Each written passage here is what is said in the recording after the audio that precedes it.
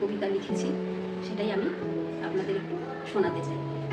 নমস্কার। কবিতার নাম হলো বিবেকের আয়নায়। তাহলে আমি এবার একটু শোনাই। মেধার বুকেতে চাবুক মেরেছে ক্ষমতার ওই গদি, যোগ্যেরা তাই রাজপথে কাঁদে ভাসিয়ে চোখের নদী।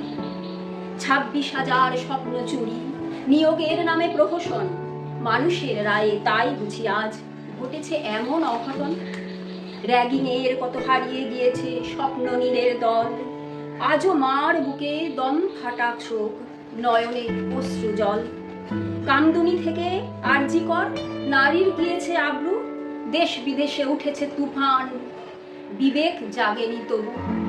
নারী হয়ে তবু নারীর আব্রু নিজে দিলে টেনে খুলে, অপরাধীদের প্রমোশন হলো সব এভিডেন্স মুছে দিলে।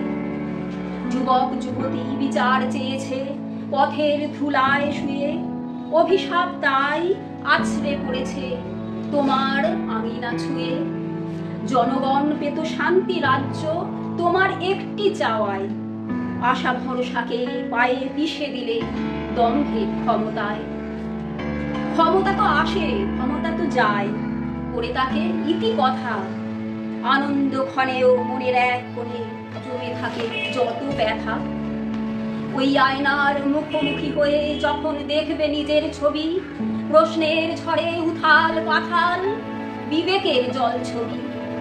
ঘুম কি আসবে সেই সব রাতে, চেয়ে চেয়ে রাত কাটবে, কত মানুষের কান্নার মুখ চোখের সম্মুখে ভাসবে। যত করেছ অন্যায় পাপ ক্ষমা চেয়ে নাও মনে, বিবেক জাগুক হৃদয়ে মাঝে, হারিয়েছ যা লোভের টানে।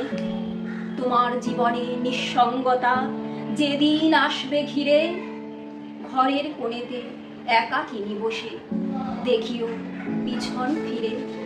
নমস্কার।